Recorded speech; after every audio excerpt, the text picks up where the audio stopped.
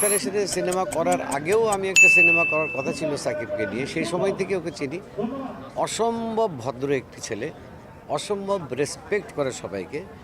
এবং ইদানিং তো বেসিক্যালি সাকিব খানকে এর আগের পরিচালকরা হয়তোবা সেভাবে ব্যবহার করতে পারেনি, যেটা এখনকার তরুণ প্রজন্ম, তরুণ পরিচালক যারা সাকিব খানকে রিয়েলি ব্যবহার করতে পারছে। এবং সাকিব অত্যন্ত সময় মেনটেন করে এবং কষ্ট করে।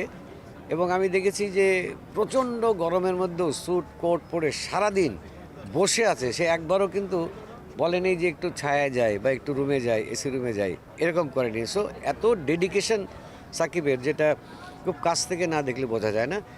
অবশ্য স্ক্রিনে দেখলেই বোঝা যায় একটা শিল্পী সে কত ডেডিকেশন থাকলে সেই চরিত্রগুলো এইভাবে ফুটিয়ে তুলতে পারে। রায়হান রাফি অনেক ভালো পরিচালক, আমার খুব পছন্দের পরিচালক। শিল্পীকে স্বাধীনতা দিয়ে কাজ করেন এবং ওর গল্প বলাটা এমনই যে ওর দর্শকদের নার্ভ বোঝেন। হ্যাঁ, এবং ও তো অলমোস্ট কন্টেম্পোরারি বিষয় নিয়ে ছবি বানায় প্রথম থেকেই। সো এটা ব্যাপক জনপ্রিয়তা পেয়েছে। তারপরের ছবি তাণ্ডবও তো অনেক জনপ্রিয়তা পেয়েছে। আরও কিছু ছবিও পাইপলাইনে আছে, অনেক শুটিং করছে। তো আমরা চাইবো যে এরকম কমার্শিয়ালি, আমি মনে করি বাংলাদেশে এখন সিনেমা হলগুলো যদি বাঁচাতে হয় বা আরও সিনেমা হল যদি বানাতে হয়, তাহলে পরে কমার্শিয়াল মুভি দরকার, সুস্থ ধারার কমার্শিয়াল মুভি খুব জরুরি দরকার।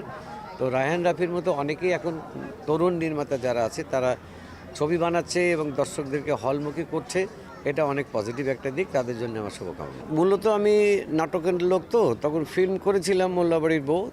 এরপরে আমার অনেক রিকোয়েস্ট এসেছিল করার জন্যে, ফিল্ম করার জন্যে, কিন্তু ওই সময়ে আমি যেভাবে ফিল্ম করতে চেয়েছিলাম সেইভাবে আমি ওই সাপোর্টটা পাইনি। যে সময় হয় না যে প্রত্যেকটা নির্মাতার একটা আলাদা ডিমান্ড থাকে যে আমি এই গল্প নিয়ে এইভাবে বানাতে চাই।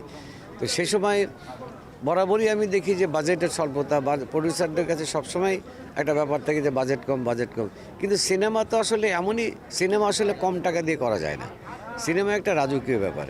প্রত্যেকটা ফ্রেমে আপনার প্রত্যেকটা ফ্রেমই খুব গুরুত্বপূর্ণ বিষয়।